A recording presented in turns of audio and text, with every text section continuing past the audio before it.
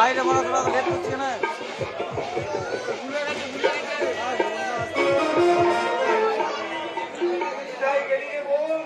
আমাদের কথা তো একটিবার মনে পড়ল না বাড়ি ছেড়ে চলে যাওয়ার সময় একটিবারও তোর মনে হলো না তোকে ছেড়ে দাদা বৌদি কেমন করে বাঁচবে ওরা যে তোকে নিজের সন্তানের চেয়েও বেশি কিছু ভাবে না আমি ভাবো না তুমি একদম কথা বলবে না তো বলবে না কম করো না বৌদি তোমাকে আমি পরিষ্কার করে বলে দিচ্ছি ঠাকুরপো যে এই বাড়িতে নেই তার নাম তুমি এই বাড়িতে উচ্চারণ করবে না আমার মুখের দিকে তাকিয়ে কথাগুলো আর একবার বলো তো বৌদি আমি ভালো করে একবার যাচাই করে নি তোমার আমার মৃত্যুর হওয়ার অভিনয়টা তুমি ঠিকঠাক করতে পারছো কিনা ঠাকুরপো তুমি আমার চোখকে তুমি এত সহজে ফাঁকি দিতে পারবে না বৌদি নিজেকে যতই কঠিন করে রাখতে চাও না কেন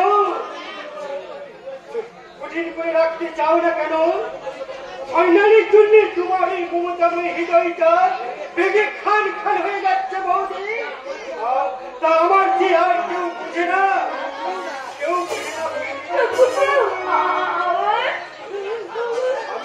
আমি তোমার কাছে হাত জোর করে বলছি বৌদি নিজেকে পিতার চেষ্টা না রেখে তুমি একবার শুধু প্রাণ খুলে কাঁদো বৌদি তুমি একবার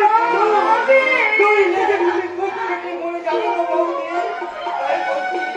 তাই বলছি তুমি কাঁদো বৌদি শুধু কাঁদো কাঁদবো না কেন কাঁদবো তার সঙ্গে তো আমার রক্তের সম্পর্ক নেই তাহলে কাঁদবো কেন না আমি কাঁদবো না আমি একটু কাঁদবো না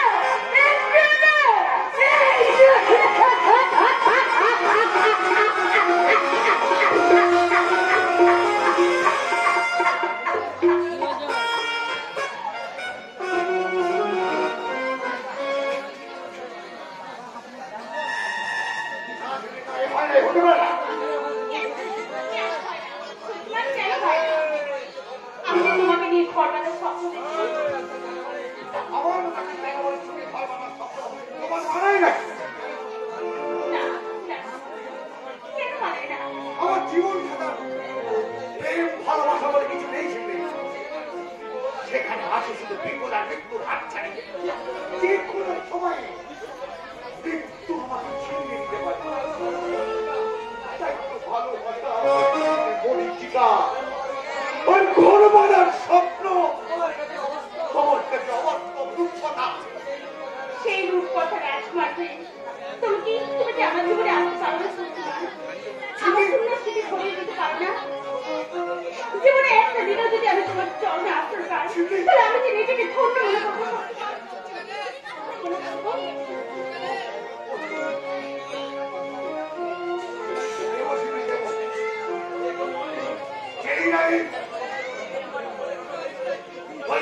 ওই শয়তানকে বিনাশ করতে পারবো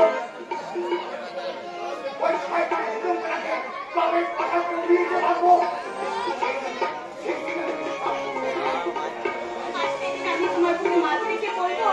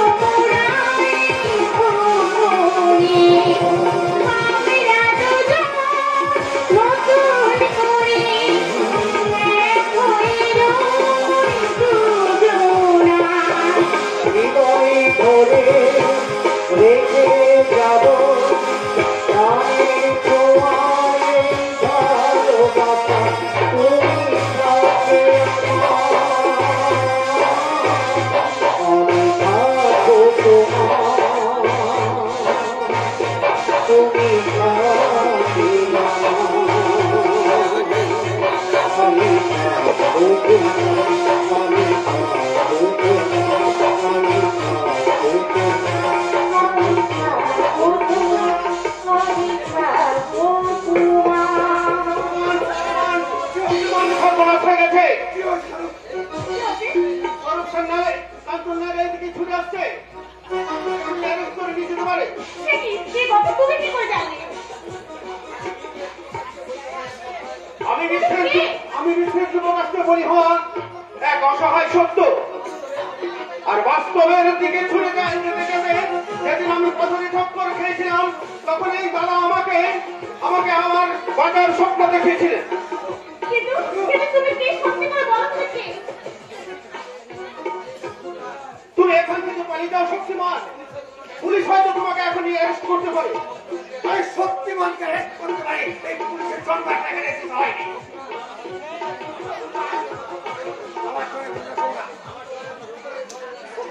আমি তোমার জীবনে ভয় মুখে শুনলাম।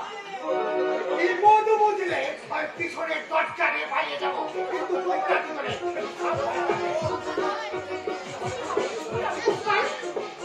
সত্যি যদি ধরা পড়ে যায় তাহলে কি হবে বলো না? কি হবে? না। তাহলে সব জ্ঞান যে আমাদের নষ্ট হয়ে যাবে। সব জ্ঞান নষ্ট। কোনোভাবে আমরা পুলিশের হাতে ধরা দেবো না। শোনো দিদি, পুলিশের হাতে ধরা দেওয়ার আগে তার আগে আমরা একটা নাটক করবো। নাটক করবো? হ্যাঁ, নাটক। মনে করো আমি তোমার ছোট ভাই, আর ওই মিথ্যের নাটক করতে গিয়ে যদি তোমার উপর কোনো অত্যাচার করে থাকি, তাহলে তুমি আমাকে ছোট ভাই বলে ক্ষমা করে দিও। তোমার কথা আমি তো কিছু বুঝতে পারছি না স্বরূপ।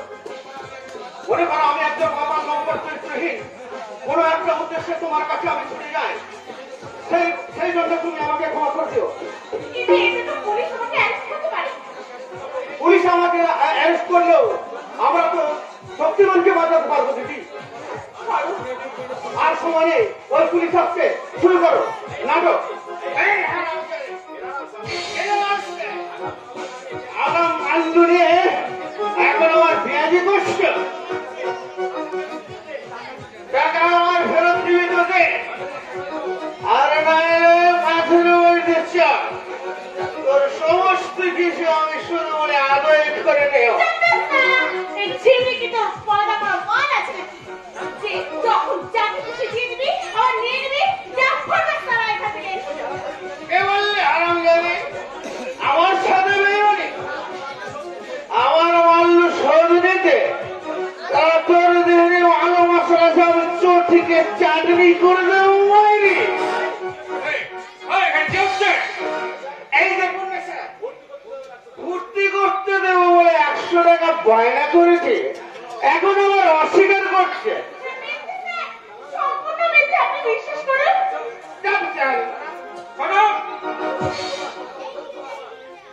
এত অদক্ষ ভদ্রবাদ, তুমি দেখছি একজন ভদ্রলোক। ওই ভদ্র শব্দটাই তো আমার নামের পাশ থেকে মুছে দিয়েছে স্যার। একদিন আমার বিচারে আমাকে জেল খাটতে হলো, আর ওই জেলের দমবন্ধ পরিবেশ থেকে আমাকে মুক্তি পেতে আমি জেল থেকে পালিয়ে এলাম। তারপর খবরের কাগজে একদিন খবর বেরোলো সরকারি মুখার্জির বলাৎকারের আসামি আমি নই, অন্য কেউ। অথচ এই সভ্য সমাজের একজন কোনো প্রতিবাদ করলো না। কেন আমি বিনা অপরাধে জেল খাটা আসামি হয়ে রয়ে গেলাম? কেন নির্দোষ হয়ে আমাকে জেল খাটতে হলো? এই শয়তানি, শুনলি তো আমি নাকি ভদ্রলোক, তাই এইবারের মতো ওই 100 টাকা আমি মকুব করে দিয়ে গেলাম। কেমন? বিষাক্ত সমাজের শিকার হয়ে এই সমাজটাকে আরো বিষাক্ত করে তুলেছে। শক্তিমান তাদের মধ্যে একজন। শক্তিমান? হ্যাঁ, শক্তিমান।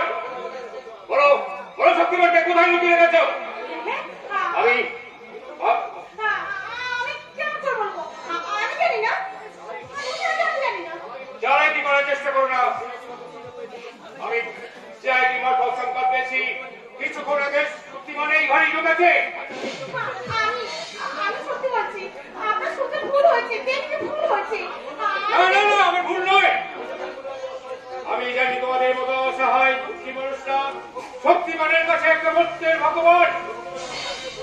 তাই শক্তি তাই বলে আইন রক্ষক হয়ে একজন আইন ভক্ষণকারীকে আমি কখনো ক্ষমা করতে পারি না। তাই বলছি শক্তিমানকে আমার হাতে তুলে দিয়ে তুমি আইনি সহায়তা করো। আমি সত্যি বলছি স্যার, শক্তিমানকে আমি কখনো চোখেই দেখিনি, আর এখানে নেই সে। আছে আছে কি নেই আমি সে ঘরটা সার্চ করে দেখতে পাবো। আর এক পা নড়লে আমি কিন্তু চিৎকার করে সবাইকে বলবো যে আপনি আমার স্বাধীনতা হানি করতে এসেছেন। আমার কর্তব্যের পথ রোধ করতে পারবে না বোন। হ্যাঁ, শক্তিমান যেখানে লুকিয়ে থাকুক আমি তাকে খুঁজে বের করবোই।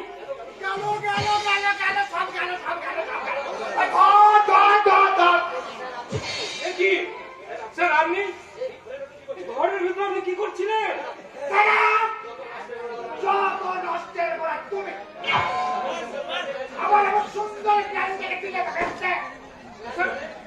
আমি তোমার আপনার প্ল্যান নষ্ট করছিলাম। আরে শক্তিমান এখানে আসতে পারে জেনে আমি তাকে ধরার জন্য সাত সকাল থেকে এই ঘরের ভেতরে ঢুকিয়েছিলাম। আর এই দূরের কটকটানি সুচুরি কত কি সহ্য করছি তুমি সব দিলে বেড়ে গেছে। স্যার আমি হ্যাঁ তুমি কাট কাট কাট কাট কাট বললে। আরে সেই পালের কথা শক্তিমান সে পট কই জানলা বলে পালিয়ে গেল। আলাদা কি হবে আমি ঘরে চলে একটা ঠ্যাং আমার ঠ্যাংটা দললি কেবল পাল্লো পুকে আর একটা ল্যাগ ওরে বায়ু। সে কি স্যার? তুমি কাল বাড়িয়ে দাদা ছুটি ধরা। স্যার শক্তিমান কোন দিয়ে পালিয়ে গেছে স্যার? কোন দিকে? কোন দিকে? দাদা পশ্চিম দিকে। কি বলছেন স্যার? ঠিক করে বলুন। বাবা কিন্তু মুখে যাচ্ছে পূর্ব পশ্চিম উত্তর দক্ষিণ যে কোনো একটা দিকে যাও না, যে ধরো না। ঠিক আছে স্যার। আচ্ছা, আপনি আমার বাড়িতে ঢুকেছেন কেন? বলবো না। আপনার কি লজ্জা লেগেছে রে?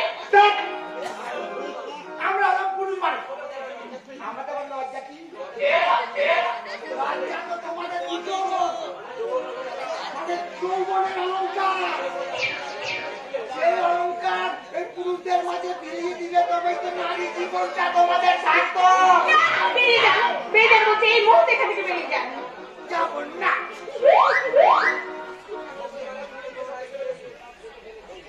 শক্তিমানের সঙ্গে তোমার ইয়ে সব দেখে ফেলেছি, সব শুনেও ফেলেছি।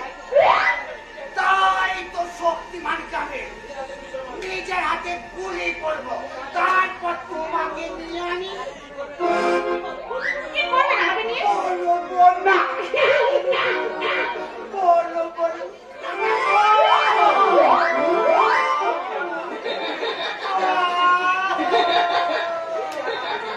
কি রে হারা তুই আমাকে কাঁদছিস কেন? শক্তিমান তোকে ধরে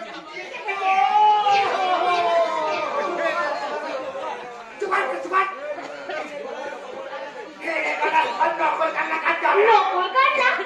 কি আসল কান্না হলে আর চোখে জল কোথায়?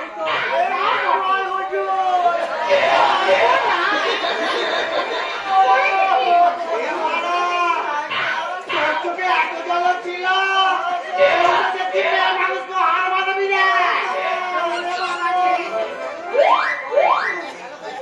কেন কাঁদছিস আমার দিকে বাবু? বল, আপনি যদি গাছেরও খান আরে তলারও কুড়ান তাহলে আমরা কি খাবো? আপনি মানে আমার সাথে এই ফুলবাড়ির বিয়ে, হানিমুন আর বাচ্চা পয়দা করার ছাড়া বাকিটা সব হয়ে গেছে। কি বাকিটা রইল? এখন আছে ওটাই বিয়ে করবো, ওটা ফুলে সজ্জা করবো আর এই বাচ্চা পয়দা করবো, সেইগুলো শুধু বাকি আছে। ওইগুলো ঠিক করার আগে ভাবো তুই আমার ওকে জেনে নে। তোর ভাবের ঘরে কেউ শীত কেটেছে, তুই অন্যের ভাবের ঘরে শীত কাটতে যাচ্ছিস। কথার মানে হুজুর, এই কথার মানে হলো যার সাথে তুমি বিয়ে এবং বাচ্চা করার প্ল্যান করছো সে হলো শক্তিমানের বাগদত্তা।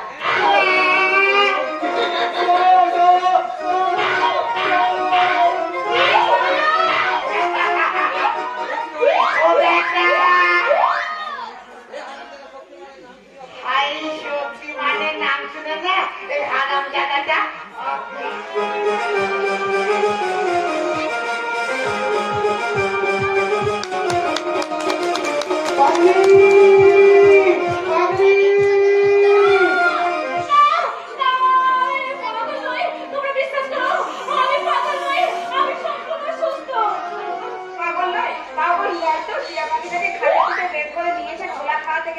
তখন তার গলাটা টিপে মেরে ফেললে কেন?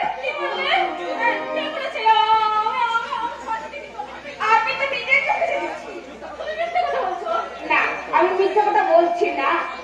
আমি তো কিছুক্ষণ আগে দেখলাম তুমি খাতা থেকে টিয়া পাখিটাকে বার করলে, তারপরে মরতে দিলে আর ছটফট করতে করতে মরে গেল, আর তুমি তাকে ডাস্টবিনে ছুঁড়ে ফেলে দিয়ে ছুটতে পালিয়ে গেলে। না, আচ্ছা কেন তুমি বানিয়ে বানিয়ে মিথ্যে কথা বলছো?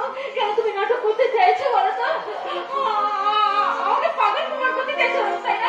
কিন্তু আমি পাগল নই, আমি পাগল নই। পাগল করে দেবে। এই পাগলি বউটা দেখছি আমাদের সবাইকে করে পাগল করে দেবে। কি হয়েছে না শুনে কি হয়েছে?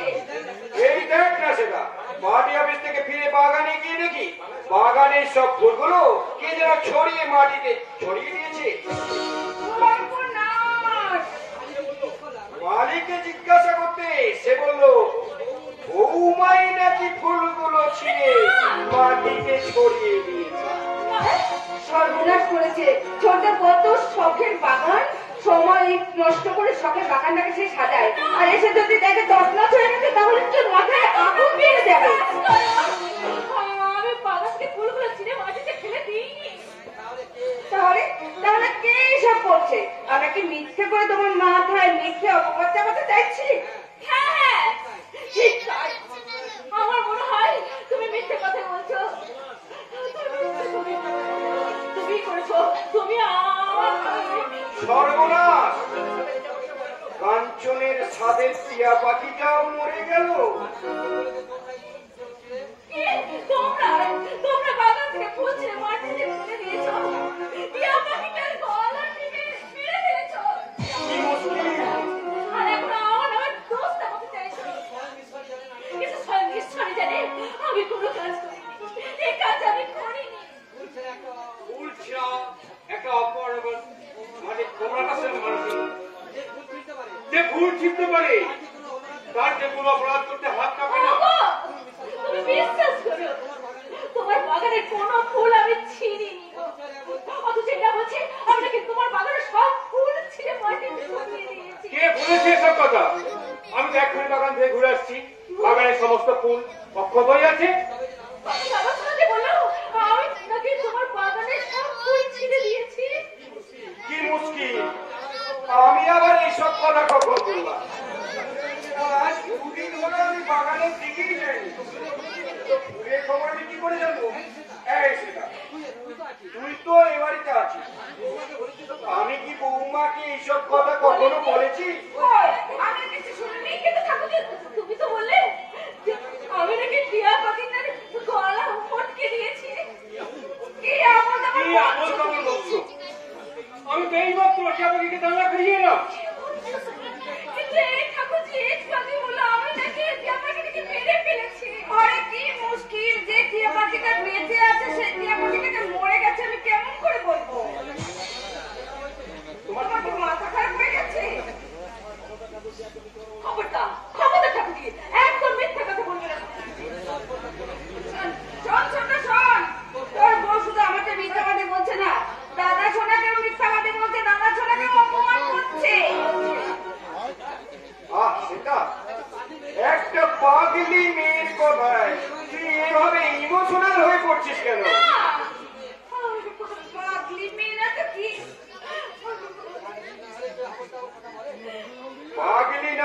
কেউ কি এরকম আবল তাবল কথা বলে? আমি দায়িত্ব নিয়ে বলছি, বৌমা একটা বদ্ধ পাগল। আমার স্ত্রী নামে তুমি একটা বাজে কথা বলবে না। আমি বলছি ও পাগল নয়। পাগল নয়? তোর বউ পাগল নয়? পাগল নয় তো সেদিন দাদা ছেলেকে প্রণাম করতে গিয়ে ওইভাবে অজ্ঞান হয়ে গেলে কেন? আর বৌমার অতীতের কথাগুলোই ধর না। একবার বললো স্বরূপ সান্যাল নাকি ওকে রেপ করেছে, আবার কিছুদিন পরে বললো স্বরূপ সান্যাল নয়, স্বরূপ সান্যাল নয়, অন্য কেউ নাকি বৌমাকে রেপ করেছে।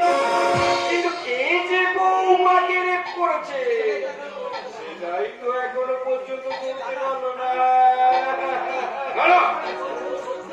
ছোটা, তোর সত্যি রেপ হয়েছিল তো, নাকি তোর ঘরে চাপার জন্য মিথ্যে রেপের নাটক থাকতে? কোন মেয়ে নিজের নামে মিথ্যে কলঙ্ক রটে না, মিথ্যে কলঙ্ক রটে না। সেদিনের সেই ঘটনাটি যদি এখন জানাজানি হয়ে যায়, তাহলে কে চোখ করতে দে, কেউ বেরিয়ে যাবে ঠাকুরজি। সেই কেউটাকে আমি ধরতে চাই, তোমাকে আজ বলতেই হবে। সেদিন তোমার যে সম্মানহানি করেছিল, শুনবে তাহলে শোনো, সেই তোমাদের দাদা।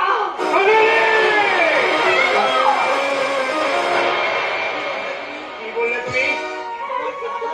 আমার দাদা? সেটা দেখত বোন, পৃথিবীটা থরথর করে কেঁপে ওঠেনি তো, বাতাস বন্ধ হয়ে যায়নি তো, ওই সূর্যটা মাঝ আকাশে মুখ লুকায়নি করে তো। কেউ না জানলেও তোরা তো জানিস রে বোন, আমি যোগী মানুষ, আজীবন আমি ব্রহ্মচর্য পালন করে চলেছি। নারীদেরকে আমি অন্তর থেকে মা বলে সম্মান করি। আজ আমি বিয়ে পর্যন্ত করলাম না, আর সে আমাকে কিনা।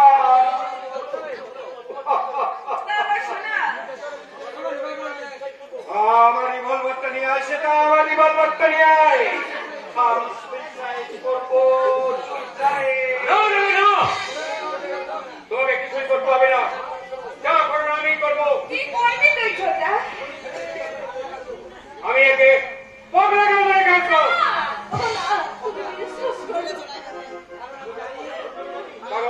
কারণ আমি জানি আমার দাদা লোভী, ইচ্ছুক হতে পারে, কিন্তু কখনো যোগ্যহীন নয়। তুই জিনিসপত্র বসে রাখ, আমি গাড়ি ডাকানি এখনই পগলা করে কাটবো। বিশ্বাস করো, তুমি এটাকে বিশ্বাস করো, আমাকে বিশ্বাস করো না। তুমি আমার একটা কথা শোনো। বৌদি, এসো বৌদি, আমি তোমাকে তৈরি করে দিই। তোমার জিনিসপত্র গুছিয়ে গাছিয়ে দিয়ে তোমাকে পাগলা গাঁওতে যাওয়ার জন্য প্রস্তুত করে দিই বৌদি।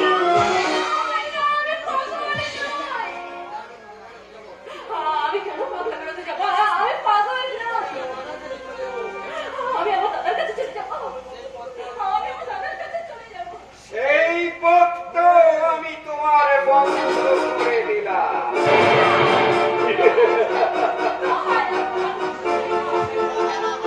সেই দিনের সেই ঘটনার ব্যাপারে আমি তোমাকে মুখ করতে বারণ করেছিলাম, কিন্তু তুমি আমার কোনো কথা শোনোনি। তাই আজ আমি তোমার দাদাকে গুলি করে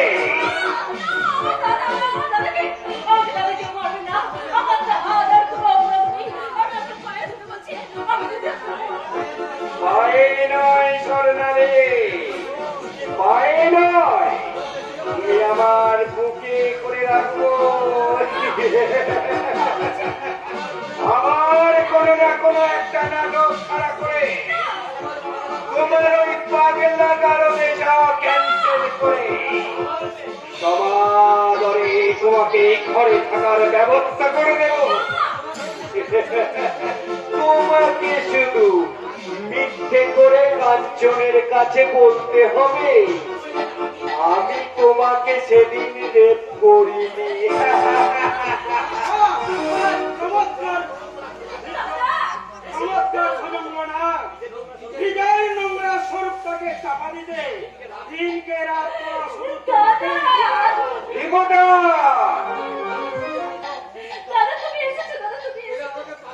এরা আমাকে পাগল সাজিয়ে আমাকে পাগলা নদে পাঠাতে চাইছে। এই শয়তানটা সেদিন আমার সম্মান হানি করেছিল। তোমাকে খুন করার ভয় দেখে আমি স্বরূপের ওপর দোষ চাপিয়ে দিয়ে ওকে অপরাধী থাকতে পারতাম না। কই? আর এই নোংরা অমানুষটা একটা পাপ করার আগে এতগুলো মহাপাপের সুযোগ পেত না। আমি শাস্তি চাই। এই লম্পট জায়গাটা আমি শাস্তি চাই। তুমি কি শাস্তি দাও না? হ্যাঁ, শুধু তুই নয় বোন, শুধু তুই নয়, এই সম্পদ সমাজে প্রত্যেকটা মানুষ আজকে এই ভদ্রতার মুখোশ করা অমানুষতা শাস্তি চাইছে। তাই ওকে শাস্তি দিলে আমরা আদালতে যাই।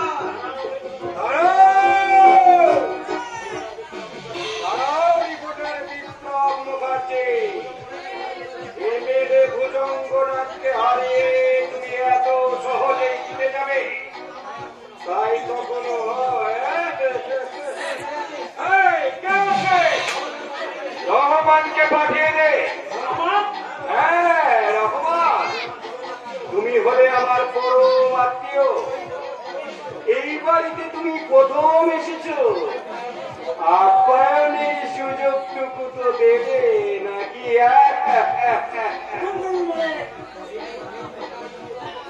আরে শোন রহমান, এই রিপোর্টার বিক্রম মুখার্জি এখন রিপোর্ট লেখা বন্ধ করে